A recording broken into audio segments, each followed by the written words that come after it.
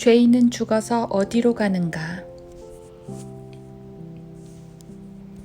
모든 것이 종결되어 끝날 때 다른 모든 책들과 성경을 분리시키는 것이 한 가지 있다. 사람들은 다른 종교 문학을 신성한 것으로 만들려고 애를 쓰면서 다른 종교들의 경전에 대해 이야기한다. 그러나 다른 종교에는 경전이 없다. 모든 성경은 하나님의 영감으로 주어진 것으로 디모데후서 3장 16절. 다른 종교에는 성경이 없음을 어떻게 증명할 수 있는가? 다른 종교의 경전은 어떤 것도 예언할 수 없다는 것으로 증명이 된다. 이것을 설명하는 것은 아주 간단하다.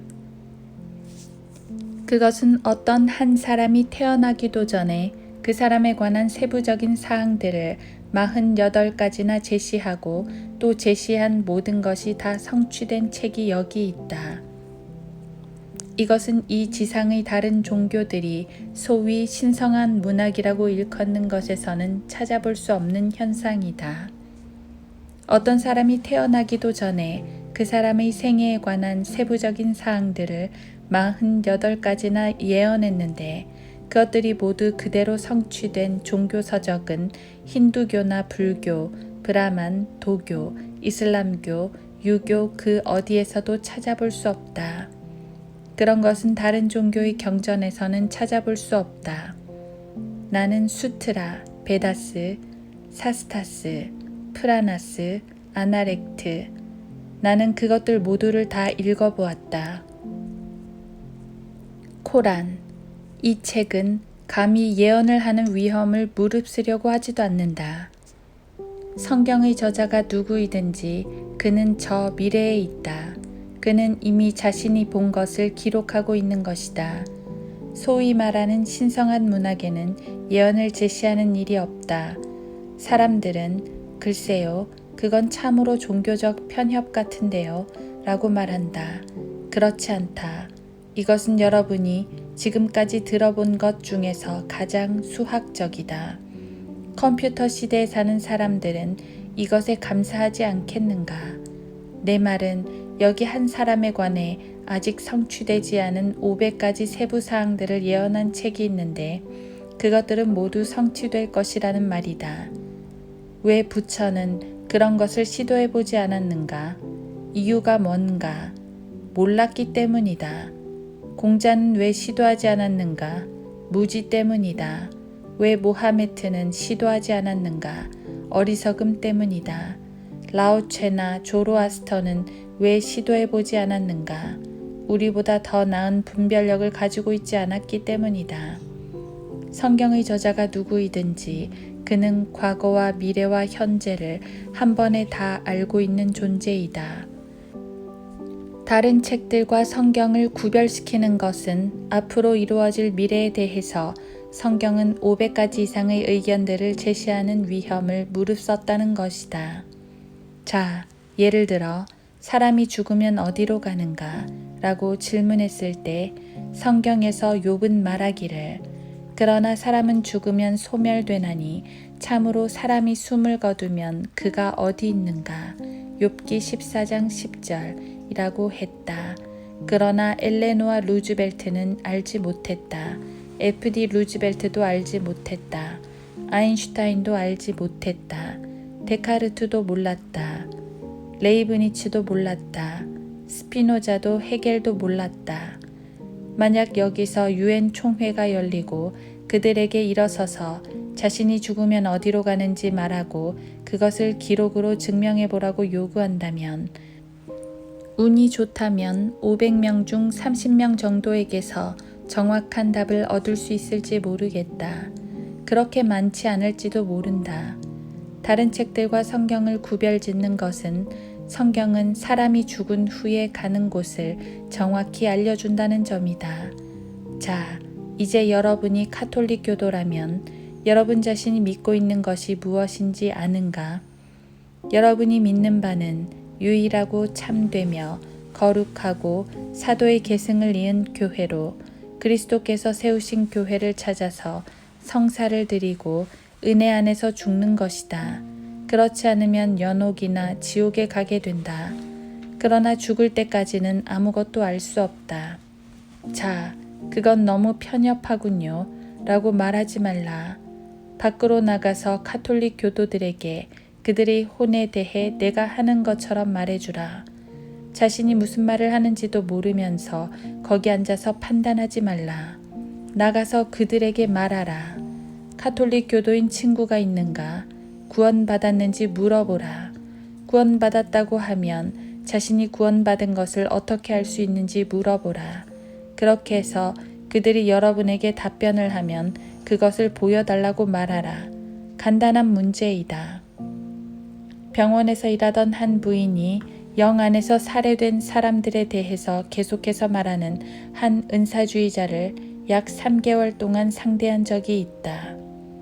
그 부인이 내게 묻기를 제가 그 여자를 어떻게 해야 하겠습니까? 라고 했다. 아주 간단합니다. 성경을 가져오라고 해서 성경의 영 안에서 살해된 사람이 어디에 있느냐고 물어보기만 하면 됩니다. 그래서 그 다음날 그 부인은 그 여자에게 성경에서 영 안에서 살해된 사람에 대해서 말하고 있는 부분이 어디인지 제게 말씀해 주시겠습니까? 라고 물었다. 그 여자는 그건 저기 있어요. 라고 했다. 그 부인은 그냥 제게 보여주시기만 하세요. 그러면 제가 그걸 받아들이죠. 라고 했다. 그 여자는 그것을 보여줄 수가 없었다. 일주일 후에 그녀에게 다시 물어보세요. 라고 내가 권했다. 2주 후에도 그녀에게 다시 물어보세요. 라고 권했다. 3주 후에 그 여자가 말했다. 나를 그만 좀 괴롭혀요. 누군가가 영 안에서 죽었다는 것을 성경에서 그 누구도 찾지 못하는 이유가 무엇인지 아는가? 왜냐하면 그 누구도 영 안에서 살해된 사람은 없기 때문이다. 내가 참을 수 없는 한 가지는 누군가가 돌아다니면서 성경은 이렇게 말씀하시고 성경은 저렇게 말씀하시고 성경은 이것을 가르치고 라고 말하면서 여러분이 성경을 꺼내면 자신이 말하는 것을 성경에서 보여줄 수 없는 사람들이다. 그것을 보여줄 수 없다면 자신의 의견을 바꾸는 편이 더 나을 것이다. 당신은 프로테스탄트인가?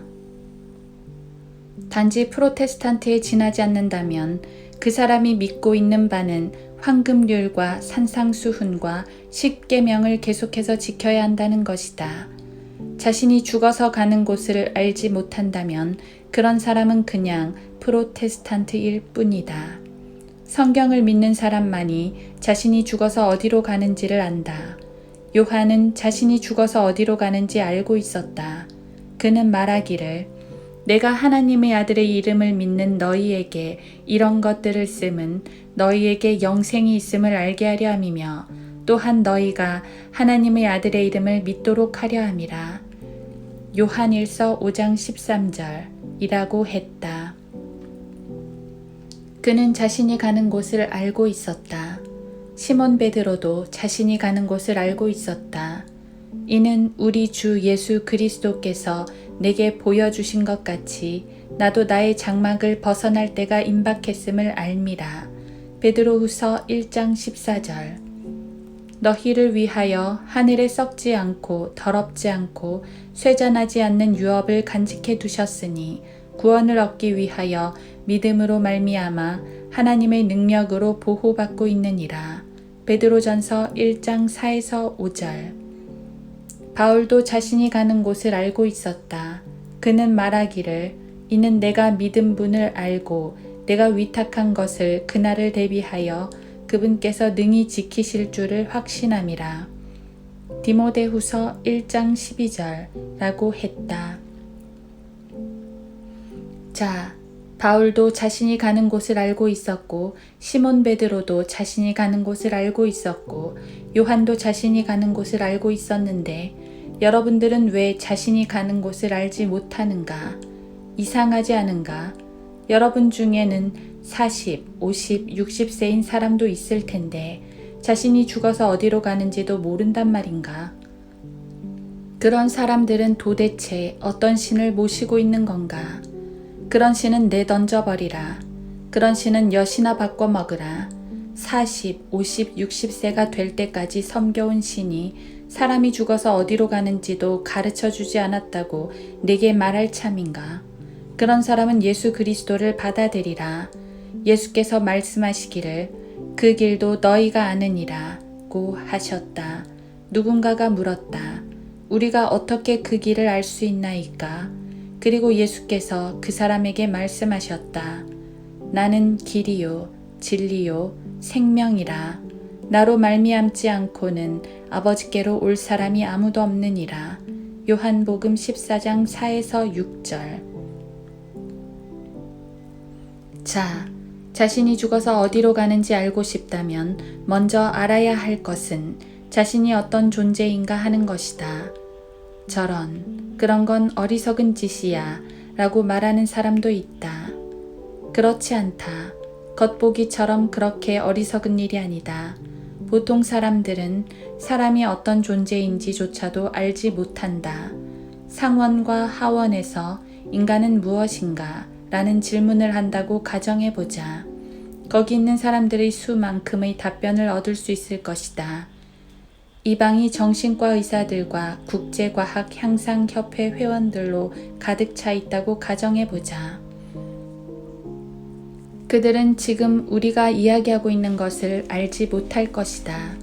성경에 따르면 사람은 혼과 몸과 영을 가지고 있다. 자, 그것이 사실이라면 이것을 믿지 못하는 사람은 자신이 무엇을 하고 있는지 모르는 셈이다. 혼이라는 단어를 보자. 그 단어가 헬라어로는 무엇인지 아는가? 헬라어로는 이렇게 푸시케라는 단어는 심리학, 정신병리학, 정신신체학의 기본이다. 헬라어로 몸에 해당하는 단어는 소마이다. 사람은 몸과 혼과 영을 가지고 있다. 몸과 혼과 영에 해당되는 단어들은 헬라어로 서로 다르다. 히브리어로도 다르다. 영어로도 같은 단어가 아니다. 그러므로 헬라어로 영에 해당되는 단어는 프뉴마이다. 폐렴이 뭔지 아는가? 폐렴은 공기에 문제가 있어 병이 생기는 경우이다. 뉴매틱 드릴이 뭔지 아는가? 그것은 공기의 힘을 이용하는 드릴이다. 여러분에게 영이 있다면 그것은 바람과 같다. 예수께서 말씀하시기를 바람이 임의로 불어서 내가 그 소리를 들어도 어디서 와서 어디로 가는지 알지 못하듯이 성령으로 난 사람은 모두 그와 같으니라. 요한복음 3장 8절. 영은 바람이다. 왜냐하면 에스겔서 37장 9절에서 오 수마 내 바람으로부터 와서 이 살해된 자들 위에 숨을 넣어주어 라고 말했기 때문이다. 에스겔이 내 바람에게 예언하자 숨이 그들에게 들어와 그들은 그들의 발로 서게 되었다. 영은 바람이다. 그리고 바람은 영이다. 혹자는 그것을 어떻게 알죠? 라고 물을 수도 있다. 이것이 바로 그분이 말씀하신 바이다. 혹자는 글쎄요, 헬라어와 히브리어에 의하면 이라고 말할지도 모른다. 헬라어나 히브리어를 알 필요는 없다. 영어만 알면 된다. 혹자는 그렇다면 왜 헬라어 단어를 나열했습니까? 라고 물을 수도 있다. 그것은 그 단어들이 같지 않다는 것을 보여주기 위해서이다. 영과 홈과 몸에 해당되는 단어들은 같지 않다. 왜냐하면 철자가 서로 다르기 때문이다. 알겠는가? 몸, 혼, 영이다. 예수께서 말씀하신 것을 알고 있는가? 성경에서 예수께서 말씀하시기를 사람이 온 세상을 얻고도 자신의 혼을 잃는다면 무슨 유익이 있겠느냐? 마가복음 8장 36절 라고 하셨다. 성경에서 바울이 말한 것을 알고 있는가? 바울은 말하기를 너희를 온전히 거룩하게 하시고 너희의 온 영과 혼과 몸이 우리 주 예수 그리스도께서 오실 때까지 책망할 것이 없게 보존되기를 하나님께 기도하라. 너희를 부르시는 분은 신실하시니 그가 또한 이것을 행하시리라. 데살로니가 전서 5장 23에서 24절라고 했다. 혼에 해당하는 히브리어는 네페쉬이다. 영에 해당하는 히브리어는 루아흐이다. 몸에 해당하는 히브리어는 바살이다. 몸에 해당하는 영어는 육체, 플래시에 해당하는 단어이다. 자, 그것들은 영어로나 헬라어로나 히브리어로나 서로 다른 뜻을 가진 단어이다. 그럼에도 불구하고 왜 몸과 혼과 영이 같다고 생각하고 싶어 하는가? 전국 정신과 협회 회장이 여기 있다고 하자. 그에게 물어보라. 당신은 사람을 다루는 일을 하고 있죠? 네. 사람들을 바로잡는 것이 당신이 하고자 하는 일이죠? 네. 사람이 무엇입니까? 그는 알지 못한다. 사람은 기본적으로 영적인 존재라는 것을 알고 있는가? 육체는 썩게 된다. 그것은 사라질 것이다. 사람은 그 육신 안에 있다. 어떤 젊은이들이 사람의 생명을 가지고 장난을 치다가 사람들이 땅을 디디고 설 수 없게 만드는 이유를 알고 있는가? 영적인 목표가 없기 때문이다. 영적인 목표가 없는 사람은 어떤 일에도 성공할 수 없다. 사람은 영적 존재이다. 육신을 싸고 있는 껍질이 있지만 그것은 사라질 것이다. 자, 어리석은 자들이여, 영적 목표가 없는 사람은 그 어떤 목표에도 도달하지 못할 것이다. 왜냐하면 사람은 영적인 존재이기 때문이다. 자, 나를 보라. 여러분이 보고 있는 것이 무엇인가? 아무것도 아니다. 여러분은 나를 본 적이 없다. 단 한 번도 나를 본 적이 없다. 이렇게 말하는 사람이 있을 수도 있다. 저는 지금 당신을 보고 있는데요. 아니다. 그렇지 않다. 나의 몸을 보고 있는 것 뿐이다. 여러분은 나를 본 적이 없다. 내가 어디 있는지 아는가? 나는 내 몸 안에 있다. 알다시피 사람들은 모든 것을 엉망으로 만들어버린다. 운동장에 나가서 놀이하는 것을 레크레이션이라고 한다. 그것이 무슨 뜻인지 아는가? recreation, recreate, 새로운 탄생이다. 놀랍지 않은가? 새로운 탄생. 매일 학교에서 10시에 레크레이션이라니. 그렇지 않다. 여러분은 여러분의 몸이 아니다. 여러분은 여러분 몸 안에 있다. 여기를 보라. 그리스도께서 말씀하시기를 나를 본 자는 아버지를 보았느니라. 요한복음 14장 9절. 아멘. 좋다. 아무도 어느 때나 하나님을 본 사람이 없지만 요한복음 1장 18절. 아멘. 자, 사람들이 어떻게 문제에 빠지는지 아는가? 여호와의 증인들은 말하기를 어느 누구도 어느 때라도 하나님을 본 사람이 없기 때문에 예수 그리스도는 진짜 하나님일 리가 없다. 왜냐하면 사람들은 그를 보았기 때문이다. 그는 열등한 신이다. 그는 두 번째 신이다. 그런 말은 저리 날려버리라. 은사주의자인 오직 예수주의는 뭐라고 하는지 아는가? 그들은 예수 그리스도를 본 자는 아버지 하나님을 본 것이다. 그러므로 예수 그리스도를 제외하고 아버지란 없다. 아버지도 예수이고 아들도 예수이고 성령도 예수이다. 라고 말한다. 또 틀렸다. 하나님은 몸을 가지고 계신데 그분의 몸은 예수 그리스도시다. 하나님에게는 혼이 있는데 그분의 혼은 하나님 아버지시다. 하나님에게는 영이 있는데 그분의 영은 성령이시다. 주 하나님께서 땅의 흙으로 사람을 지으시고 그의 콧구멍에다 생명의 호흡을 불어넣으시니 사람이 살아있는 혼이 되었더라. 창세기 2장 7절. 사람은 세 부분으로 되어 있다. 사람에게는 몸이 있고 혼이 있고 영이 있다. 그것이 삼위일체이다. 그리스도인은 아버지와 아들과 성령의 이름으로 침례를 받는다. 그것은 카톨릭 교리도 침례교 교리도 아닌 성경의 교리이다. 사람은 몸과 혼과 영 세 부분으로 되어 있다. 여러분 머리 저 위에 떠 있는 태양을 보는가? 태양에는 광선이 있는데 그것은 볼 수는 있지만 느낄 수는 없다. 열선은 느낄 수 있지만 볼 수는 없다. 화학선은 볼 수도 느낄 수도 없다. 사람은 몸과 혼과 영 세 부분으로 되어 있다. 자, 여기 내 몸이 있다. 이 몸 안에 나는 생명의 호흡을 가지고 있다. 그것은 영이다. 영은 바람과 같다.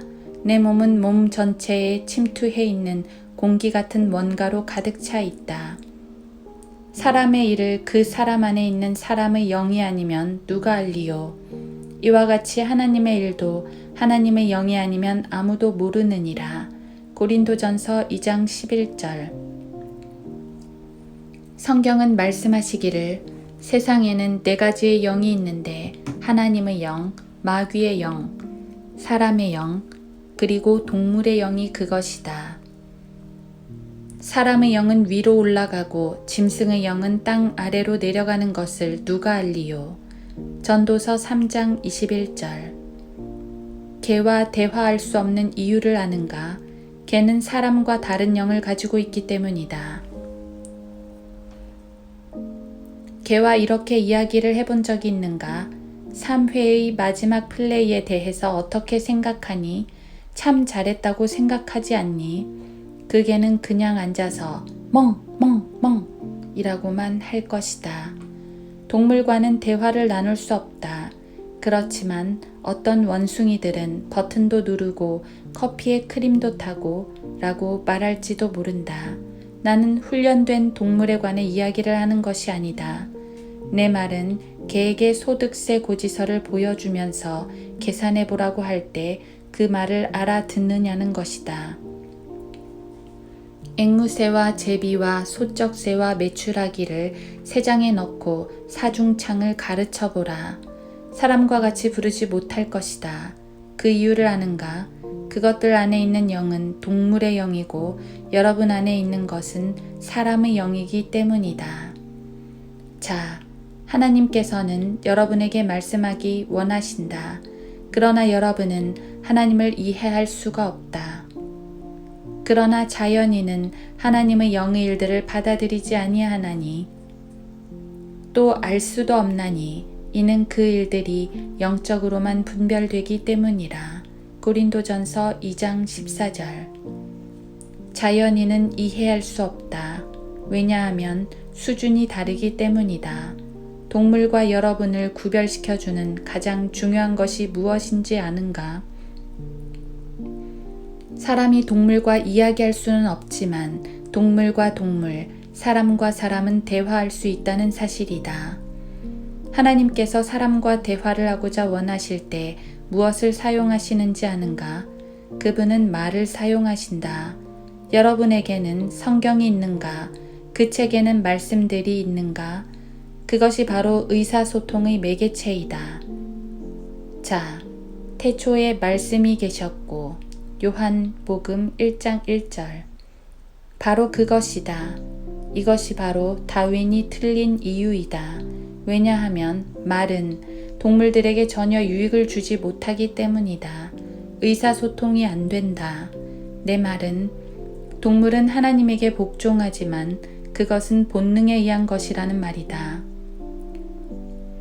주께서 말씀하시기를 그를 물라고 하시면 그 동물은 달려들어서 여러분을 문다. 동물들은 하나님께 복종한다.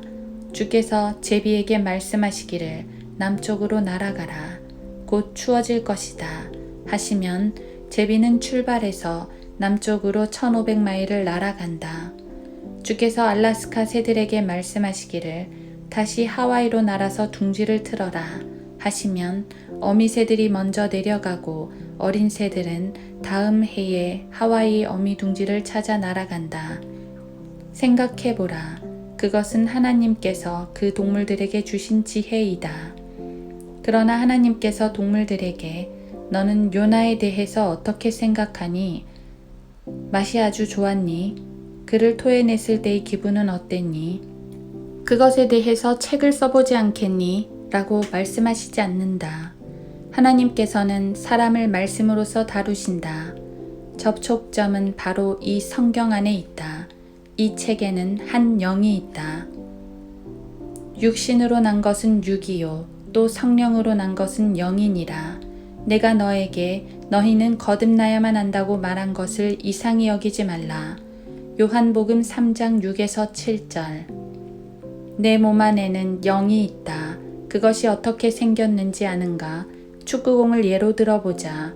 자, 축구공의 겉은 가죽으로 되어 있다. 그 안에는 공기가 있다. 그것이 바로 영이다. 그러나 축구공에는 또 다른 것이 있다. 그 안쪽에는 튜브가 있다. 그것은 축구공과 꼭 같은 모양을 하고 있다. 신학교를 극복하는 최고의 방법은 킹 제임스 성경을 갖는 것이다. 히브리어, 헬라어 교수들을 바로잡는 최고의 방법은 1611년 옛날 엘리자베스 시대의 영어를 가지고 하는 방법이다. 그 성경은 혼은 몸의 형태를 한 모습이라고 말씀하신다. 누가복음 16장 19에서 24절을 보라. 어떤 부자가 있었는데 그는 자색 옷과 고운 베옷을 입고 매일 호화로운 생활을 하고 있더라. 또 나사로라고 하는 어떤 거지가 있었는데 온몸에 헌대가 난 채 그 부자의 문전에 누워서 부자의 식탁에서 떨어진 부스러기로 배를 채우기를 바라니 심지어 개들이 와서 그의 헌대를 핥더라. 그러다가 그 거지가 죽었는데 천사들이 그를 아브라함의 품으로 옮겼고 그 부자도 죽어서 장사되었더라. 부자가 지옥에서 고통받는 중에 눈을 들어 저 멀리 아브라함을 보았더니 나사로가 그의 품에 있는지라. 그가 소리질러 말하기를 아버지 아브라함이여 저를 불쌍히 여기셔서 나사로를 보내시어 그가 자기 손가락 끝에 물을 적셔 내 혀를 식히게 하소서. 알겠는가? 여러분의 혼은 몸 어딘가에 붙어있는 땅콩이나 사과나 바나나 크기만한 것이 아니다. 혼은 혀를 가지고 있다. 혼은 발을 가지고 있다. 혼에는 손, 눈, 귀, 코, 목, 입, 입술, 이, 그리고 턱이 있다. 성경은 마지막 심판 때 슬피 울며 이를 가는 일이 있을 것이라고 말씀하신다. 한 나이든 여인이 이렇게 말했다. 나는 이가 없으니까 그런 것에 대해서는 걱정 안 해요. 설교자가 대답했다. 부인, 그때는 이를 갖게 될 것입니다.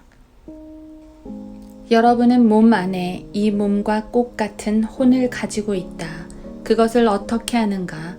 왜냐하면 계시록 6장 9에서 11절에서 내가 보니 제단 아래에는 혼들이 있는데 그들 각자에게 긴 흰옷을 주시면서 라고 말씀하고 있기 때문이다.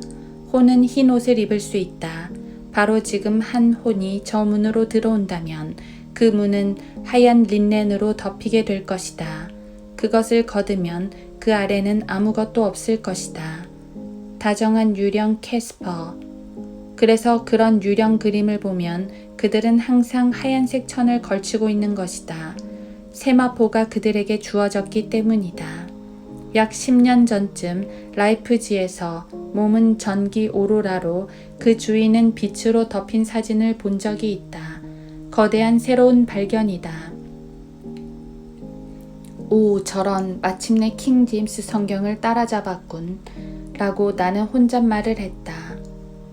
사람들은 한 300년쯤 후에는 이보다 더 많은 것을 알게 되리라고 생각할 수도 있다. 어디선가 읽은 것인데 보통 사람은 어떤 장소에 앉아 있을 때 낯선 사람과 16인치 거리를 유지하고 싶어 한다고 한다. 왜 그런가?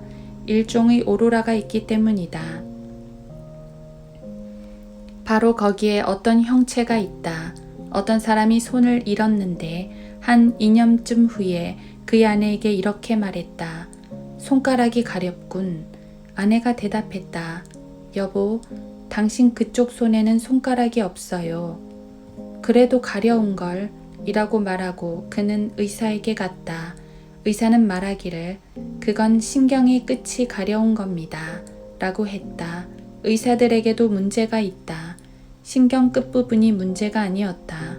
손가락이 잘려나간 후에도 계속 그 부분이 가렵다는 것, 그것이 바로 문제이다. 다만 이해하지 못할 뿐이다. 자, 사람들이 지옥에 가게 되면 물질로 이루어지지 않았지만 어떤 몸을 가지고 있음을 그들은 알게 될 것이다. 그것이 바로 몸이 불에 탈 수 없는 이유이다. 어떤 사람은 자신이 지옥에 가서 계속 불에 탈 것이라고 생각한다. 불은 물질적인 것인데 탈 만한 물질이 없다면 어떻게 계속 탈 수 있겠는가? 그 몸은 영적인 몸이다. 자, 사람에게는 몸과 혼과 영이 있다. 예수 그리스도를 예로 들어보자. 이는 성경대로 그리스도께서 우리의 죄들로 인하여 죽으시고 장사되셨다가 성경대로 셋째 날에 다시 살아나셔서 고린도전서 15장 3에서 4절. 이러므로 그는 또한 자기를 통하여 하나님께 나오는 자들을 끝까지 구원하실 수 있으니 이는 그가 항상 살아계셔 그들을 위하여 중보하심이니라. 히브리서 7장 25절. 예수 그리스도께서 갈보리의 십자가에서 돌아가실 때 말씀하시기를 아버지시여 내 영을 아버지의 손에 의탁하나이다. 누가복음 23장 46절 라고 하셨다. 자, 그 영은 위로 올라갔다. 그 영이 어디로 올라갔는지 아는가? 하늘로 올라갔다. 헬라어로 하늘이란 단어는 우라노스이다. 히브리어로는 샤마임이다. 자, 영은 위로 올라갔다. 그러면 그리스도의 몸은 어디로 갔는가? 그의 몸은 어디로 갔는지는 여러분이 잘 알고 있다. 그의 몸은 무덤으로 갔다. 그의 몸은 3일 밤과 3일 낮 동안 아리마대 요셉의 무덤에 있었다. 헬라어로 무덤은 무네메아온이다. 히브리어로는 케베르이다. 이 단어는 스올이 아니다. 이것은 무덤에 해당되는 단어이며 많은 경우에 복수, 무덤들로 나타난다. 스올은 없다. 스올이 성경에 나올 때마다 그것은 단수로 나오며 스올 이렇게 쓴다. 단수이다. 이것은 사람이 죽어서 묻히는 무덤과는 같지 않다. 죽은 사람이 모두 가는 집합적인 장소로 주께서 무덤에 관해 말씀하실 때 사용하셨다. 그러나 죽은 사람을 묻는 무덤에 관해 말하는 것이라면 이것은 같은 단어가 아니다. 혹자는 내가 헬라어와 히브리어를 모른다면 이라고 말하기도 한다. 내 말을 들어보라. 지옥을 제거하는 사람들은 지옥을 제거하기 위해 헬라어와 히브리어를 사용한다. 여호와의 증인들. 킹제임스 성경의 영어를 고수하면 올바로 알게 될 것이다. 내 말은 스올과 무덤은 같은 단어가 아니라는 것이다. 스올은 몸을 떠난 영들이 가는 곳이다. 무덤과 같지 않다. 그리스도의 혼은 어디로 갔는가? 사도행전 2장 27절 31절을 보자. 대학 교육을 깨끗이 치워버리는데 킹제임스 성경만한 것은 없다. 성경은 지상에서 가장 논쟁의 대상이 되는 책이며 혁명적인 책이다. 지금까지도 없었고 이후로도 이와 같은 책은 없을 것이다. 사도행전 2장 27절은 이렇게 말한다. 주께서 내 혼을 지옥에 내버려 두지 아니하시며 그의 혼이 어디에 내버려지지 않았단 말인가? 지옥이다. 알겠는가? 그의 혼은 지옥으로 내려갔었다. 혹자는 글쎄요, 지옥이 어디 있죠? 라고 말한다. 성경은 지옥이 어디 있는지에 대해 의심의 여지를 남기지 않는다. 마태복음 12장과 요나서 2장으로 가서 성경을 성경으로 대조해 보자. 성경에 대한 최고의 주석은 성경이다. 요나가 사흘 낮과 사흘 밤을 고래 뱃속에 있었듯이 인자도 그처럼 사흘 낮과 사흘 밤을 땅의 심장 속에 있을 것이라. 마태복음 12장 40절. 여러분이 읽고 있는 것을 알겠는가? 여러분이 읽은 것은 그리스도께서 3일 낮과 3일 밤을 땅의 심장 속에 계셨다는 것이다. 헬라어로 그것이 의미하는 바를 알겠는가? 땅의 심장이다. 히브리어로는 그것이 무엇인지 알겠는가? 땅의 심장이다. 귀를 기울여 들으라. 예수 그리스도의 영은 하늘에 있었다. 그렇다면 그의 어떤 부분이 땅의 심장으로 내려갔단 말인가? 그의 혼이 분명하다. 그의 몸은 무덤에 있었다. 몸, 혼, 영. 그의 혼이 지옥에 내버려지지 않았다고 방금 읽었다. 요나 2장으로 가보자. 요나는 3일 낮과 3일 밤을 어디에 있었는가? 요나 2장 2절에 지옥의 뱃속으로부터 라고 기록되어 있다. 요나는 죽었던 것이다. 그의 몸은 고래 뱃속에 있었다. 그의 혼은 땅의 심장으로 내려갔다. 내가 산들의 밑바닥까지 내려갔더니 땅이 그 빗장들로 영원토록 나를 막았나이다.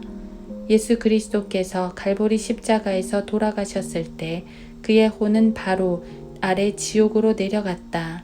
그러나 거기에 내버려지지 않았다.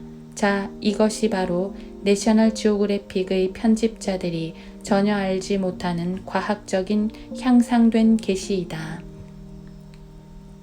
자, 성경을 펴서 누가복음 16장을 보라. 성경을 성경으로 비교해보자. 누가복음 16장 19절부터 보자. 어떤 부자가 있었는데 그는 자색 옷과 고운 베옷을 입고 매일 호화로운 생활을 하고 있더라. 이것은 구약의 이야기이다. 예수 그리스도께서 이 이야기를 말씀하실 때 그는 아직 십자가에서 돌아가시지 않은 상태였다. 또 나사로라고 하는 어떤 거지가 있었는데 온몸에 헌대가 난 채 그 부자의 문전에 누워서 부자의 식탁에서 떨어진 부스러기로 배를 채우기를 바라니 심지어 개들이 와서 그의 헌대를 핥더라. 그러다가 그 거지가 죽었는데 천사들이 그를 아브라함의 품으로 옮겼고 그 부자도 죽어서 구원받지 않은 사람이 죽는다. 그는 어디로 가는가? 성경은 말씀하시기를 부자가 지옥에서 고통받는 중에 눈을 들어 라고 하신다. 부자는 지옥에 갔다. 그는 지옥으로 내려가서 그의 눈을 들고 그리고 무엇을 보았는가? 저 멀리 아브라함을 보았더니 나사로가 그의 품에 있는지라. 그가 아버지 아브라함이여 라고 말한 이유는 무엇인가? 아버지 아브라함의 모습을 여기서 그려봐야겠다. 우리 아버지 마태복음 3장 9절는 아브라함이다. 왜 아브라함의 품이라고 불리는가? 땅속이기 때문이다. 구약 시대에도 구원받은 유대 성도들이 가는 한 장소가 있었다. 그들은 아브라함의 품으로 갔다. 그들은 하늘나라로 가지 않았다. 한 기독교 학교의 교수가 말하기를 구약 시대의 사람들은 신약 시대와 같은 방법으로 구원을 받습니다. 구약 시대 사람들은 오실 예수 그리스도를 바라봄으로써 구원을 받았고 신약 시대 사람들은 이미 오신 예수 그리스도를 바라봄으로써 구원을 받습니다. 라고 했다. 절대로 그렇지 않다. 구약 시대 사람들은 심지어 신약 시대에 구원받은 사람들이 가는 그곳에 가지도 않았다. 구약 시대에 구원받은 사람을 보자. 그가 죽으면 지옥에는 갈 수 없다. 왜냐하면 구원받았기 때문이다. 또한 죗값이 아직 지불되지 않았기 때문에 하늘나라에도 갈 수가 없었다. 연옥에도 갈 수가 없다. 왜냐하면 연옥은 존재하지 않기 때문이다. 구약시대에 구원받은 사람은 죽으면 아브라함의 품으로 갔다. 구원받지 않은 사람은 지옥으로 갔다. 어떻게 그렇게 자세하게 하십니까?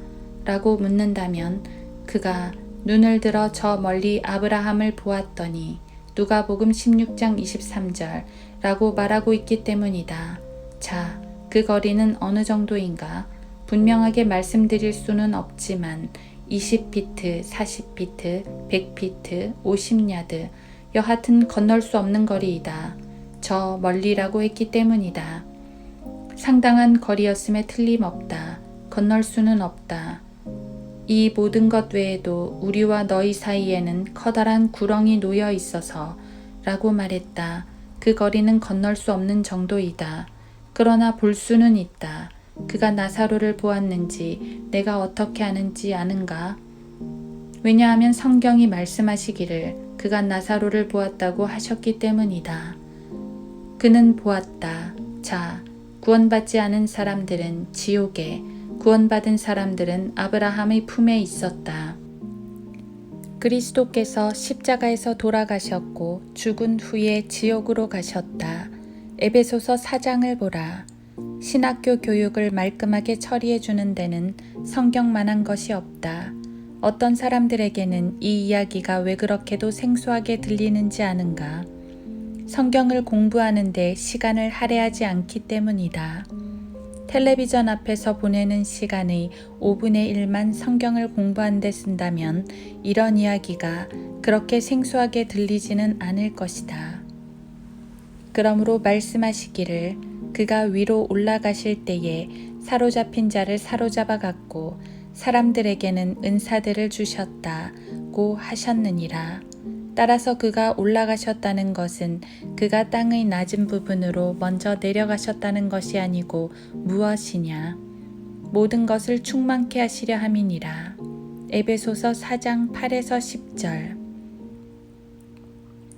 자, 주위에서 살펴보도록 하자. 그는 먼저 땅의 낮은 부분으로 내려가셨고 그런 다음에 사로잡힌 자를 사로잡아 갔고 사람들에게는 은사들을 주셨다. 그리스도께서는 지옥을 통과하셨다. 그분이 지옥으로 내려가셔서 그곳을 통과하셨는지 내가 어떻게 아는가? 계시록 1장 18절에서 나는 살아있는 자며 죽은 자였으나 보라 영원 무궁토록 살아있노라. 아멘. 또한 내가 지옥과 사망의 열쇠들을 가졌노라 고 말씀하고 계시기 때문이다. 저 아래 땅의 중심에는 어떤 문이 있다. 저 아래에는 일종의 빗장이 있다. 요나는 땅이 그 빗장들로 영원토록 나를 막았나이다. 요나 2장 6절 라고 말했다.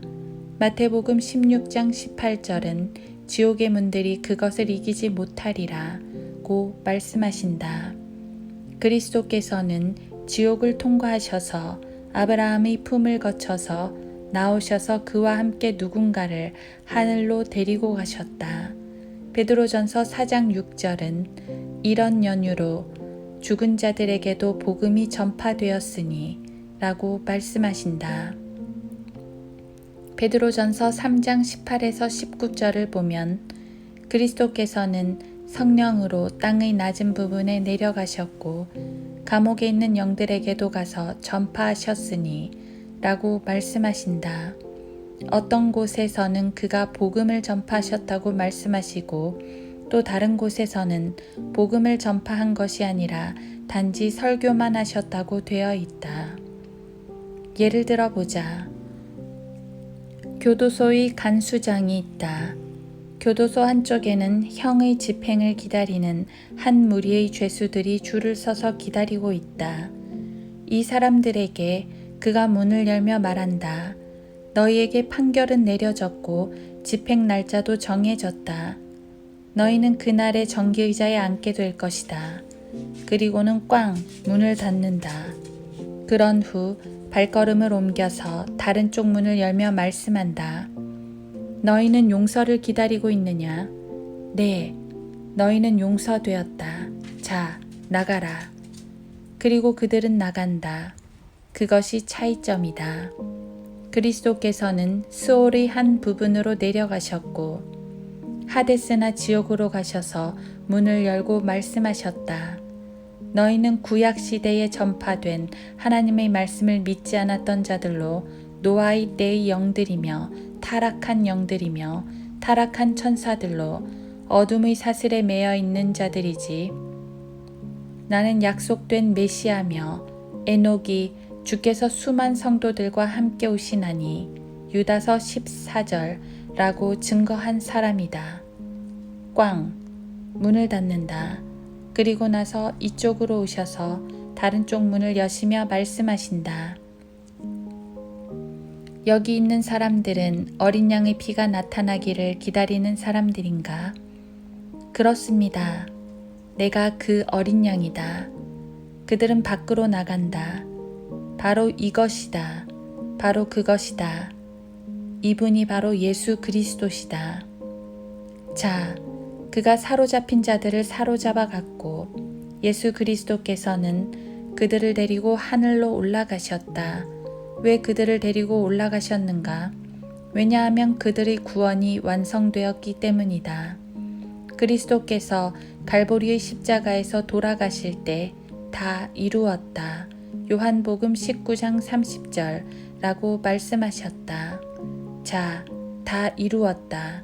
그들은 더 이상 그 아래에 머물러 있을 필요가 없다.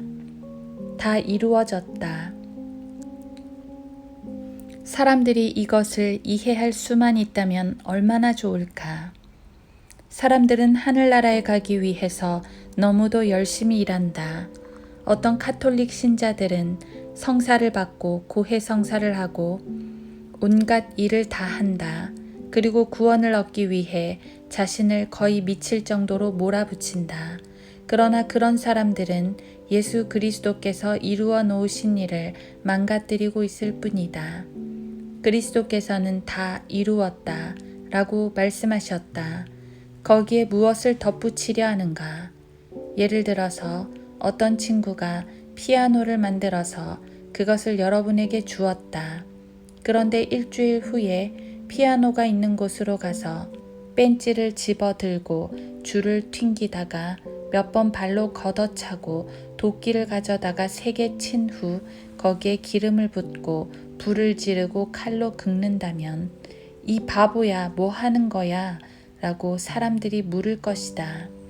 마지막 손질을 하고 있는 중이야 라고 대답하면 그건 네가 오기 전에 이미 다 완성된 거라고. 그리스도께서는 다 이루었다 라고 말씀하셨다. 자, 여러분은 거기에 무엇을 더하려고 하는가? 작고 초라한 침례, 하찮은 성사, 마리아 만세, 우리 아버지, 로사리오, 파티마에게 드리는 기도, 교회 출석, 연합 기금이나 적십자에 기금을 내는 것, 무엇을 덧붙이려 하는가? 다 이루어졌다. 거기에 아무것도 덧붙이지 않아도 된다. 뭔가를 덧붙이고자 한다면 엄청난 혼란을 야기할 뿐이다. 그리스도께서는 다 이루셨다. 그분이 다 이루셨을 때 여러분은 무엇을 갖게 되었는지 아는가? 첫 번째 언약하에서 저질러진 모든 죄과들에 대해 구속을 받은 것이다. 용서가 아니고 구속이다. 용서는 다른 용어이다. 이것은 죄사함과 비슷하다. 구약시대 내내 하나님께서는 죄들을 사해 주셨지만 구속을 받은 것은 아니었다. 이는 황소들과 염소들의 피로는 죄들을 제거하는 것이 불가능하기 때문이라. 히브리서 10장 4절. 주로다 자비롭고 은혜로우며 오래 참고 죄악과 허물과 죄를 용서하나 범법자가 결코 깨끗게 되지는 아니하리니. 출애굽기 34장 6에서 7절. 구약에서 사람들은 죄들을 용서받고 죄가 사해질 수는 있었지만 깨끗하게 되거나 죄들이 제거될 수는 없었다. 예수 그리스도께서 요단강에 나타나셨을 때 침례인 요한은 죄들을 사함받은 것으로 인하여 회개의 침례를 전하고 있었다. 마가복음 1장 4절. 침례를 받음으로써 죄들이 용서된다고 설교하고 있었는가? 물론 아니다. 그는 사람들에게 하나님께서 4,000년간 사람들이 죄들을 용서하신 것 때문에 침례를 받으라고 말하고 있었다. 주의 만찬에서 그리스도께서는 이는 이것이 죄들을 사하심으로 인하여 많은 사람을 위해 흘리는 나의 새 언약의 피이기 때문이라. 마태복음 26장 28절 라고 말씀하셨다. 사람들의 죄들이 용서되지 않았는데 피를 흘려야 한다고 말씀하고 계신 것인가? 그런 말은 일생 동안 들은 말 중에서 가장 어리석은 말이다. 그 피가 흘려지기 전에 하나님께서는 다윗을 용서하셨다. 그 피가 흘려지기 전에 하나님께서는 노아를 용서하셨다. 그 피가 흘려지기 전에 하나님께서는 요셉이 컵에 대해 거짓말한 것을 용서하셨다. 그 피가 흘려지기 전에 하나님께서는 모세가 살인한 것을 용서하셨다. 그리스도의 피는 누군가의 죄를 용서하기 위해서 흘려진 것이 아니다. 그 피는 하나님께서 사람들의 죄들을 용서해 오셨기 때문에 흘려진 것이다. 회개하라. 그리고 죄들을 사함받은 것으로 인하여 너희 각자는 예수 그리스도 이름으로 침례를 받으라. 사도행전 2장 38절. 이것이 죄들을 용서받기 위해서 침례를 받으라는 말인가? 결코 그렇지 않다. 단 한 번도 그런 뜻으로 쓰인 적이 없다. 시몬 베드로가 그 사람들이 침례받기를 원했던 이유를 아는가? 왜냐하면 하나님께서 그들을 용서하셨기 때문이다. 러크만 씨, 그런 걸 어디서 알았죠? 라고 묻는 사람이 있다. 십자가상의 예수님을 기억하지 못하는가? 무엇이라고 기도하셨는가? 아버지여, 저들을 용서해 주옵소서. 그들은 자기들이 하는 것을 알지 못하나이다. 누가복음 23장 34절. 하나님께서 그들을 용서하셨는가? 그렇다. 이것이 바로 사도행전 2장에서 하나님께서 그들에게 기회를 주신 이유이다. 하나님께서 그들을 용서하지 않으셨다면 그들은 그런 기회를 얻지 못했을 것이다. 죄들을 사함받은 것으로 인하여 란 무슨 뜻인가? 죄들이 용서되었기 때문에 침례를 받는다는 뜻이다. 이제 그들은 구속을 받았다. 어떤 사람들은 항상 사람들을 구약으로 몰고 가고자 애쓴다. 구약에서는 사람들이 하늘나라에 가기 위해서 노력을 해야만 했고 하늘나라에 이르기 전에 중간 상태에 머물러야 한다. 할로윈 복장을 하고 돌아다니는 제의를 입은 사제가 있는 곳으로 사람들을 몰아가고자 하는 사람들이 항상 있다. 성수, 성의, 성막, 거룩한 땅, 거룩한 고양이, 거룩한 이것저것이 있는 구약으로 사람들을 몰아붙이는 사람들이 항상 있다. 그런 것들을 조심해야 한다. 그리스도께서 십자가에서 돌아가실 때 다 이루었다 라고 말씀하셨다. 율법으로 다시 돌아가려면 그것으로 가기 위해서는 예수 그리스도의 피를 짓밟아야만 한다. 갈보리의 신약 쪽에 구원받은 사람이 있다. 죽으면 그에게 어떤 일이 일어나는가? 성경은 말씀하시기를 몸에서 떠나 주와 함께 있는 것이 고린도후서 5장 8절 라고 하신다. 바울은 내가 그 둘 사이에 끼어 있으니 내가 떠나서 그리스도와 함께 있을 욕망을 갖는 그것이 훨씬 좋으나 빌립보서 1장 23절 라고 말했다. 이는 내게 사는 것이 그리스도니 죽는 것도 유익함이라. 빌립보서 1장 21절 고 했다. 자, 여러분은 정직하게 그렇게 말할 수 있는가? 여러분 자신이 섬기는 신이 무엇이든지 아마도 그것은 여러분 자신의 두뇌일 것이다. 그것을 똑바로 쳐다보며 내겐 죽는 것이 유익이다 라고 말할 수 있는가? 진실로 그렇게 말할 수 있겠는가? 여호와의 증인은 그렇게 말할 수 없다. 여호와의 증인은 사람이 죽으면 무덤에 있게 된다고 생각한다.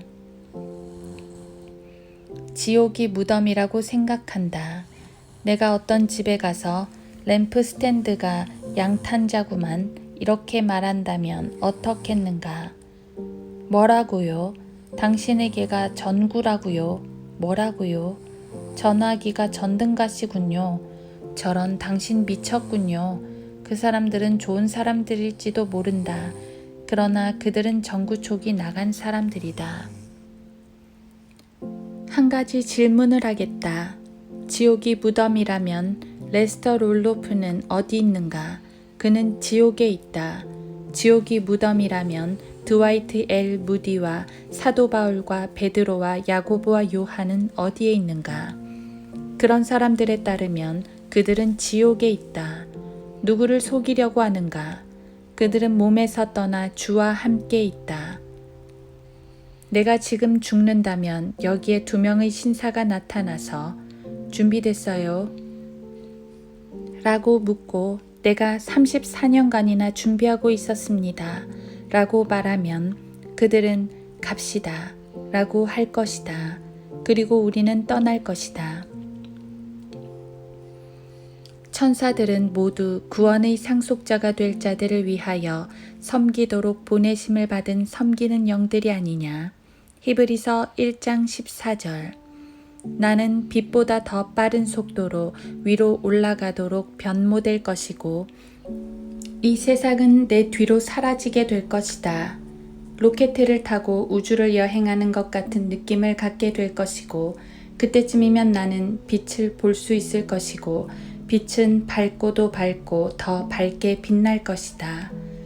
그때 나는 내가 이 세상에서 결코 느껴보지 못한 예수 그리스도의 임재를 느끼게 될 것이다. 그때 나는 사랑하는 사람들의 임재를 느끼게 될 것이고 완전한 행복과 완전한 휴식의 상태에 있게 될 것이다. 열반이라고, 사마디라고, 도대체 그들은 여기 아래서 무엇을 찾고 있는 것인가? 내가 새 몸을 입고 내려올 때면 나는 그런 상태가 될 것이다. 몸에서 떠나 주와 함께 있는 것. 내가 여러분에게 100만 달러나 별장을 제공해 준다고 해도 그것으로는 부족하다. 누군가가 죽어가는 것을 목격한 적이 있는가? 마약이나 약 기운이 있는 상태에서 죽는 것을 말하는 것이 아니다. 알라바마, 미네테만에 사는 어니스트 덕에게는 감리교 목사인 할아버지가 계셨다. 신실한 옛날 감리교 목사 말이다. 현대의 변질된 감리교 목사가 아닌 옛날 감리교 목사에 관해 말하고 있는 것이다. 알다시피 무릎을 꿇고 오 하나님이라고 소리 지르는 사람 말이다. 이 감리교 목사가 숨을 거두려 할 때 미모사 나무 아래서 손자에게 얘야 오늘 내가 너를 떠나게 되는구나. 나는 간단다 라고 말했다. 손자가 말했다. 할아버지 요 며칠 동안 계속해서 그 말씀을 하시는군요. 그랬지. 하지만 오늘은 정말로 너를 떠난단다. 어니스트는 가서 의사 선생님을 모셔왔다. 의사는 그에게 주사를 놓고 그들은 거기 앉아서 차가운 차를 마시면서 잠시 이야기를 나누었다. 노인은 휠체어에 앉아서 완등콩 밭을 가로질러 바라보더니 그의 눈이 마치 아침의 대서양 위로 떠오르는 태양처럼 빛나기 시작했다. 그리고 말하기를 저기 정말 아름다운 방이구나. 내 생애에서 본 것 중 가장 아름다운 방인 것 같다고 했다.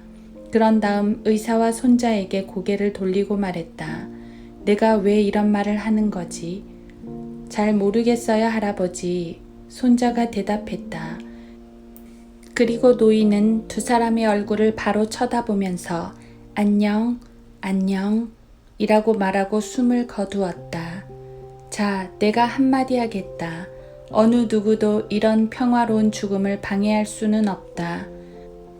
내게 말해보라. CBS, MBC, ABC에서 들은 것이나 100년간 신문이나 잡지에서 본 것 중 이것을 능가할 만한 것이 있는가? 여러분은 죽을 것이다. 알겠는가? 사람들은 돈을 벌려고 싸운다. 그러나 나이가 들어 마침내 죽게 될 때 여러분에게서 가장 좋은 것을 취하게 될 자가 누구인지 알게 될 것이다. 그런 다음 여러분은 죽게 될 것이고 장의사가 여러분을 차지할 것이고 다음에는 변호사들이 와서 여러분의 재산을 놓고 싸울 것이다. 아멘. 사람이 온 세상을 얻고도 자신의 혼을 잃는다면 무슨 유익이 있겠느냐. 마태복음 16장 26절. 자, 형제자매 여러분, 예수 그리스도를 위해서 살다가 그리스도 안에서 행복하게 죽는다면 그 사람은 억만장자이다. 그 사람은 성공한 것이다. 나머지 사람들은 아무것도 아니다. 한 마을에 최버라는 사람이 있었는데 그는 65년 동안 한 여자와 행복한 결혼 생활을 했다. 어느 일요일 아내와 저녁상을 물린 후 그는 누워서 잠을 청하기 위해 여느 때처럼 소파로 갔다. 그러면서 아내에게 말했다. 이거 기분이 아주 이상한데? 무슨 말이에요? 아내가 물었다. 모르겠어. 그냥 기분이 아주 좋아. 웃고 싶은 기분이야. 내가 뭐가 잘못된 건지 모르겠군. 그냥 웃고 싶어. 이렇게 기분이 좋기는 처음인데 무엇이 나를 붙들고 있는지 모르겠어. 그러고 나서 그는 5분 후에 소파에서 누워서 죽었다. 자, 그런 식으로 죽는다면 그 사람은 성공한 것이다. 죽음을 맞이할 때 고통스러운 방법도 있다는 것을 알고 있는가? 암 병원이나 화상 환자가 있는 병원에 가본 적이 있는가? 고속도로에서 교통사고로 죽은 사람을 본 적이 있는가? 폭탄으로 산산조각이 난 사람을 본 적이 있는가? 더 거칠게 죽는 방법도 있다. 신약의 구원은 가장 위대한 것이다. 가장 위대한 일은 행복하게 성공적으로 잘 죽는 것이다. 주께서 지체하신다면 여러분 모두는 어쨌든 다 죽게 될 것이다. 몸에서 떠나 주와 함께 있는 것이 오히려 더 좋은 것이라. 갈보리 이쪽 편에서 구원받지 않은 사람들도 죽는다. 그들은 죽어서 어디로 가는가? 구원을 받지 못했기 때문에 하늘나라에 갈 수 없다. 아브라함의 품은 비어있기 때문에 그곳에 갈 수도 없다. 낙원에 있던 구약 성도들은 이미 떠났다. 연옥에도 갈 수 없다. 왜냐하면 그런 곳은 성경에 없기 때문이다. 어디로 가게 되는지 아는가? 성경이 옳다면 그들은 곧바로 지옥으로 가게 된다. 지옥이 구원받지 못한 사람들이 가는 곳이다. 그곳이 여러분 중 구원받지 못한 사람이 가게 되는 곳이다. 여러분은 그곳에 가게 될 것이다. 혹자는 당신은 증오를 전하는 설교자군요. 라고 한다. 그런 사람은 자신이 무슨 말을 하는지도 모르고 있다. 그런 사람은 쓰레기 같은 책을 너무 많이 읽어서 자신만큼 비뚤어진 사람에게 말을 하고 있는 것이다. 썩어 빠진 친구들을 사귀기 때문에 그런 허튼 소리를 하는 것이다. 나는 인류를 전혀 적대시하지 않는다. 나는 어느 누구도 불못에서 불타도록 정죄하고 싶지 않다. 나의 최악의 적에게조차도 그렇게 하고 싶지 않다. 왜 그렇게 하고 싶지 않나요? 라고 묻는다면 나는 하나님이 아니기 때문이다. 나는 거룩하지 않다. 나는 내 뒤뜰에 서 있는 복숭아나 무화과 열매를 몰래 따 먹었다고 어떤 친구를 죽이고 싶지는 않다. 주께서는 그렇게 하시기를 원하신다. 아담과 이브가 나무 열매를 따 먹었다고 주께서 그들에게 어떻게 하셨는지 아는가? 그들을 죽이셨다. 나는 지옥에 관해 말하는 것이 전혀 즐겁지 않다. 나의 어머니와 아버지는 아마도 거기 계실 것이다. 나는 아마도라고 말했다. 가능성은 90%다. 나의 고모와 삼촌도 거기 계신다. 그들이 거기 있을 가능성은 99%다. 그들은 만성적인 알코올 중독자였으며 담배를 하도 많이 피워서 담뱃불에 그을려 죽을 지경에까지 이르렀다. 나는 지옥에 관해서 이야기하는 것이 전혀 즐겁지 않다. 그러나 나는 지옥이 거기 있다는 사실을 전파해야 한다. 설교하도록 부르심을 받은 사람은 그것에 관해서 설교를 해야 한다. 여러분 중 일부가 어디로 가는지 아는가? 지옥에 갈 것이다. 200명이 넘는 회중에게 지금까지 설교하면서 내가 설교를 시작하기 전에도 지옥을 향해 가고 있는 사람이 있었고, 설교를 마치고 났을 때도 지옥을 향해 가고 있는 사람이 있었다는 사실을 부인할 수는 없다. 그들이 지금 지옥에 없다면 그들은 지금도 여전히 거리를 활보할 것이다. 한 번은 어떤 숙녀가 내게 와서 말했다. 저 러크만 형제, 우리는 모두 같은 목적지에 가기 위해 일하고 있는 중이죠. 조심하지 않으면 당신도 그곳에 가게 될 것입니다. 라고 내가 말했다. 내 말은 여러분이 뭔가를 위해서 일하고 있다면 죄의 싹은 이것이 바로 사람들이 얻기 위해서 일하는 것이다. 사망이다. 그러나 하나님의 선물은 영원한 생명이다. 로마서 6장 23절.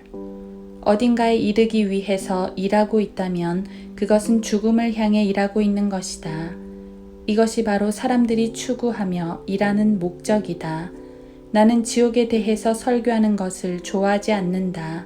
그러나 나는 사람들에게 지옥에 관해 설교해야만 한다. 솔직히 말하자면 나는 하늘나라에 관해 설교하는 것을 좋아한다. 내가 가장 즐겨하는 설교가 두 가지 있다. 하나는 하늘나라에 관해 설교하는 것이고 다른 하나는 주 예수 그리스도의 성품에 관해 설교하는 것을 좋아한다. 이 두 가지가 내 마음에 가장 합한 설교이다. 그러나 나는 하나님의 전체 계획을 설교하도록 명령받았다. 나는 하나님의 전체 계획을 선포해야 한다. 사도행전 20장 27절. 구원받지 않은 사람은 죽어서 지옥에 가게 된다. 어떤 사람들이 무슨 일을 하고 있는지 아는가? 지옥에 갈 것이다. 내가 말하는 그 어떤 것도 사람들에게 영향을 주지는 못한다. 사람들은 나보다 더 똑똑하고 나보다 더 많은 경험을 가지고 있다. 나 같은 사람의 말을 듣기에는 너무 똑똑한 두뇌를 가지고 있다. 내 말은 그런 사람들은 책을 많이 읽었다는 것이다. 사람들은 내가 알지 못하는 온갖 것들을 안다. 나는 여러분들에게 다른 것을 이야기해 주겠다. 여기 레스터 롤로프가 있다 해도 사람들은 지옥에 갈 것이다. 밥 그레이가 여기 있다 해도 사람들은 여전히 지옥에 갈 것이다. 누가 무엇을 설교하든지 관심 없는 사람들이 이 나라에는 있다. 그들은 이미 자신들의 마음을 결정했고 어느 누구도 그들의 마음을 조금도 변화시키지 못한다. 남부 사람들이 그런 식이다. 알라바마, 조지아, 미시시피, 테네시 출신의 이 구닥다리 친구들은 50명의 설교자들이 설교를 무시한다. 내 말은 10년 동안 1년에 5번씩 설교를 듣고서도 여전히 지옥에 간다는 것이다. 그들이 어떤 비밀스런 지식을 가지고 있다고 스스로 생각하는지 나는 모르겠다. 나는 사람들이 지옥에 가지 않기를 원한다. 백보자 심판에서 구원받지 못한 사람들이 바깥 흑암에서 슬피 울며 이를 갈고 자기 자신의 더러운 옷을 입고 불에 탈 때 불과 유황이 그들에게 떨어지고 하나님께서 그 사람들에게 너희 저주받은 자들아 내게서 떠나 마귀와 그의 천사들을 위하여 준비한 영원한 불 속으로 들어가라. 마태복음 25장 41절 라고 말씀하시는 것을 보지 않게 되기를 바란다. 나의 어머니, 나를 이 세상에 태어나게 하시고 내가 스스로를 돌볼 수 없을 때 나를 돌보아 주신 분, 내가 그런 걸 즐거워하리라고 생각하는가? 여러분들은 그런 일이 즐거우리라고 생각하는가? 영원히 시작되는 어느 한 날 이 모든 것은 끝날 것이다. 우리는 지옥을 바른 시각에서 보게 될 것이다. 그러나 당분간은 힘들 것이다. 성경은 무엇이라고 말씀하시는가? 성경은 말씀하시기를 또 내가 큰 백보좌와 그 위에 앉으신 분을 보니 그의 면전에서 땅과 하늘이 사라졌고 그들의 설 자리도 보이지 않더라. 또 내가 죽은 자들을 보니 작은 자나 큰 자나 하나님 앞에 서 있는데 책들이 펴져 있으며 죽은 자들은 자기들의 행위에 따라 그 책들에 기록된 대로 심판을 받더라. 그 안에 있던 죽은 자들을 넘겨주고 이것이 둘째 사망이라. 누구든지 생명의 책에 기록되지 않은 자는 불못에 던져지더라. 요한계시록 20장 11에서 15절. 하나님께서 하신 일을 이해하지 못하겠는가? 하나님께서는 마지막 한 부분까지 완벽하게 이 일을 행하셨다. 하나님께서는 구약의 구원받은 성도들을 데려다가 그들의 구원이 완성될 때까지 잠시 임시 거처에 머무르게 두신 다음에 그들을 하늘나라로 데려가셨다. 이제 하나님께서는 구원받지 않은 사람들을 데려다가 그들의 정죄가 완성될 때까지 임시 거처에 두시고 그 다음에 그들을 불못에 넣으실 것이다. 사람들이 불 속에서 뛰라고 말하는 것을 들어본 적이 있는가? 그곳은 불못이다. 프라이팬에서 나와 불 속으로 라는 말을 들어본 적이 있는가? 하나님은 내게 두 번째 기회를 주실 거야. 하나님은 너무 선하시기 때문에 나를 정죄하지 않으실 거야. 나는 두 번째 기회를 갖게 될 거야. 라고 말하는 것을 들어본 적이 있는가? 기회를 갖게 될 것이다. 그 기회는 백보좌 심판석에서다. 거기에 서고 싶은가? 미안하지만 나는 없을 것이다. 나는 하나님 앞에 서서 내 삶이나 행동이나 생각들을 정당화시키기 위해 애쓰지 않아도 된다. 나는 그런 것은 시도하지 않을 것이다. 지옥에 눈덩이가 있을 확률을 고집하고 싶지는 않다. 여러분에게 다른 이야기를 해주겠다. 여러분이 그런 확률을 고집하고 싶다면 오늘 밤에 집에 가서 거울을 보면서 좀 다르게 생각해 보기를 충고하는 바이다. 내 말은 전능하신 하나님께서 지금까지 당신이 해온 모든 생각의 기록을 꺼내신다면 마음의 모든 비밀스런 동기가 드러나고 여러분이 공상해온 모든 것이 화면에 드러나고 모든 사람이 그것을 볼 수 있게 된다면 사람들은 가만히 있을 수 없게 될 것이다. 그렇다. 나는 그렇게 생각한다. 그런 기회를 갖고 싶다면 그렇게 하라. 이미 말한 것처럼 나는 그런 기회를 갖고 싶지 않다. 나는 바로 십자가에서 기회를 찾겠다. 나는 십자가에 가서 말했다. 여기 좀 보세요, 주님.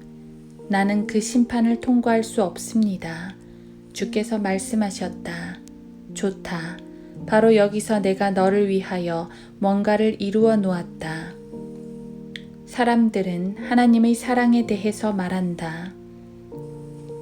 여러분 자신의 언어를 이해하지 못하겠는가? 하나님께서 세상을 이처럼 사랑하셔서 그의 독생자를 주셨으니 이는 그를 믿는 사람은 누구든지 멸망하지 않고 영생을 얻게 하려 하심이니라. 요한복음 3장 16절. 여러분이 좋아하는 구절이 무엇에 관한 구절인지 분명히 안다. 그렇지 않은가? 때로는 의심하기도 한다. 두 번째 기회, 그 기회는 어떨 것 같은가? 무슨 일이 일어날지 아는가? 내가 묘사해 보겠다. 먼저 하늘과 땅이 맹렬한 열에 녹아내리고 사라져 버릴 것이다. 이 심판 때에는 서 있을 땅이 없을 것이다. 사람들은 마지막 심판에 대해 우스운 생각들을 가지고 있다. 형제들이여, 마지막 심판 때는 서 있을 땅이 없다.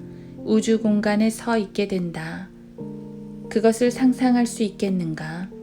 거기 서서 쳐다볼 수 없는 빛을 대면하게 될 것이다. 나야가라 폭포 소리 같은 음성을 듣게 될 것이다. 발 아래 3억 광년 밑에는 아무것도 없는 광활한 우주 공간이 있을 것이다. 그때 전에는 단 한 번도 생각해 보지 않은 생각이 들 것이다. 그 생각이 사람들을 사로잡을 것이다. 나를 바쳐준 분은 오직 하나님 한 분이셨구나. 발 아래 사람들을 받쳐주는 것이 아무것도 없을 때에야 사람들은 메시지를 받을 것이다. 자, 나를 보라.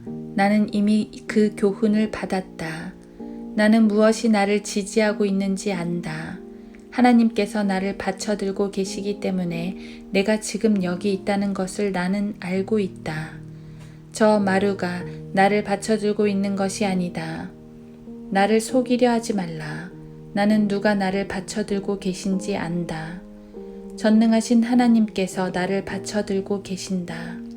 그분이 나의 마음을 한번 감동시키셨고 나는 살았다.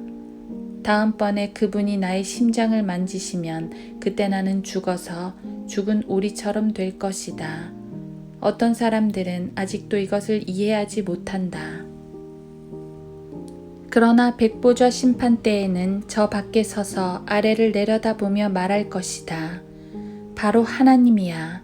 그런 다음 여러분은 자신의 삶의 기록과 대면하게 될 것이다. 기록이 펼쳐질 것이다. 여러분이 어떻게 반응할지 나는 모르겠다. 여러분이 얼마나 힘들어할지 나는 모르겠다. 아마도 여러분은 하나님과 논쟁할 것이다. 하나님께서 여러분에게 말씀하실 것이다. 하나님께서는 서기관들과 사두개인들에게도 말씀하셨다. 아마도 여러분은 그분과 변론할 것이다. 하나님께서 여러분과 쟁론하실 것이다. 이제 오라, 우리가 서로 변론하자. 주가 말하노니 이사야 1장 18절. 자신의 기록과의 대면이 끝나면 사람들은 자기 자신의 저주에 대해 아멘으로 답할 것이다. 주께서 여러분들을 가리키시며 말씀하실 것이다. 너희 저주받은 자들아, 내게서 떠나 마귀와 그의 천사들을 위하여 준비한 영원한 불 속으로 들어가라. 사람들이 어떻게 답할지 아는가? 아멘으로 답할 것이다. 그 말하는 법을 배워야 할 것이다. 우주의 끝으로 떨어져 불못으로 들어가기 전에 사람들이 무엇을 할지 아는가? 무릎을 꿇고 예수께서 주님이심을 고백하고 아버지께 영광을 돌릴 것이다. 성경은 말씀하시기를 모든 무릎을 예수의 이름에 꿇게 하시고 모든 혀가 예수 그리스도를 주라 시인하여. 빌립보서 2장 10에서 11절. 대단하지 않겠는가? 부처, 공자, 마호멧 모두 엎드려 고개를 숙일 것이다. 설교하도록 부르심을 받은 사람들은 자신이 어느 편에 서 있는지 알겠는가? 내 말은 여기서는 사람들을 다루는 것이 힘들 수도 있다. 그러나 백보좌 심판 앞에서는 어떻게 되겠는가? 여러분들은 승자의 편에 서 있을 것이다. 언젠가 내가 밖을 내다봤을 때 내가 지금까지 나의 믿음으로 계시말하고 설교해 온 모든 사람들을 보게 될 것이다. 편협한 마음을 가진 사람에게는 그것이 어떻게 보일까? 언젠가는 내가 지금까지 말해온 모든 사람들이 내가 지금 믿는 것을 믿게 되리라는 것을 아는가? 결코 실패는 없을 것이다. 그것은 1000%이다. 어떤 사람들에게는 그것이 너무 늦을 뿐이다. 나는 여러분들이 지금 회심하는 것을 보고 싶다. 왜 지금 무릎 꿇지 않는가? 왜 그때까지 기다리는가? 나는 언제라도 예수 그리스도께 무릎을 꿇을 것이다. 그런 일은 전혀 나를 괴롭히는 일이 아니다. 내 말은 여러분들도 무릎을 꿇는 편이 낫다는 뜻이다. 어쨌든 땅속의 구멍 속으로 들어가게 될 것이다. 나는 예수 그리스도께 무릎을 꿇고 절할 것이다. 저 백보좌 심판에서 나를 무릎 꿇게 만들 필요는 없다. 나는 지금 그렇게 하겠다. 마지막으로 사탄 등장. 사람들을 저주하고 파괴시켰던 자가 거기 앞쪽 중심에 서야만 할 것이다. 그리고 주께서 말씀하실 것이다. 내가 너에게 엎드려 경배하면 내게 주겠다고 제안했던 그 왕관을 기억하고 있나? 누가복음 4장. 네, 자네도 엎드리게. 사탄도 절하며 예수님이 주님이십니다. 라고 고백할 것이다. 하나님께서 여러분을 도우시기를. 예수님이 주님이시다. 라는 고백은 전혀 그리스도인의 고백이 아니다. 그것은 사탄과 타락한 천사들과 지금까지 살았던 모든 불경건한 죄인들이 궁극적으로 고백하게 될 말이다. 은사주의자들은 사람들을 속여서 그것이 성령의 고백이라고 하면서 올바른 문맥적 의미를 무시하고 있다. 예수를 주로 고백할 것이다. 고린도전서 12장 3절. 자신들이 성령으로 충만함을 사람들에게 인지시키기 위해 그들은 고린도전서 12장의 고백을 억지로 빌립보서 2장에 맞춘다. 1500만의 사람들이 그 병개를 결코 알아차리지 못했다. 그들은 속은 것이다. 사탄과 함께 지옥으로 가는 모든 죄인들은 속은 것이다. 요한계시록 12장 9절. 속지 말라. 두 번째 기회는 피가 낭자하는 끔찍한 비극이 될 것이다. 여기 갈보리에서 주 예수 그리스도께 승산을 걸라. 주께서 피를 흘리시고 고통당하시고 죽으시고 사람들이 죄값을 지불하시고 지옥으로부터 몸값을 지불하시고 하나님의 호의로 가는 티켓을 마련하시고 사람들로 하여금 다가오는 진노. 누가복음 3장 7절에서 피할 수 있게 하신 것은 백보좌 심판에서가 아니라 바로 갈보리에서였다. 오늘 밤에 여러분들이 그분께 무릎 꿇고 그분을 자신의 주요, 구주로 고백할 수 있도록 하나님께서 도우시기를 바란다. 자신의 혼을 걸고 위험을 무릅쓰지 말라. 그럴 필요가 없다. 이 순간에 주 예수께로 나아오는 것이 여러분이 알고 있는 최선의 방법이다. 그분은 여러분을 거부하지 않으실 것이다. 그분이 말씀하시기를 내게 오는 자는 내가 결코 내어 쫓지 아니하리라. 요한복음 6장 37절 라고 하셨다. 아주 간단하다. 그분을 받아들이라. 그러면 그분도 여러분을 받아들일 것이다. 하나님의 사랑하는 아들 안에서 받아들여진다는 것은 얼마나 큰 축복이며 특권인가. 에베소서 1장 6절. 이는 우리로 심판날에 담대함을 가지게 하려는 것이라. 이는 그분이 그러하심과 같이 우리도 세상에서 그러하기 때문이니라. 요한일서 4장 17절. 이 얼마나 큰 특권인가.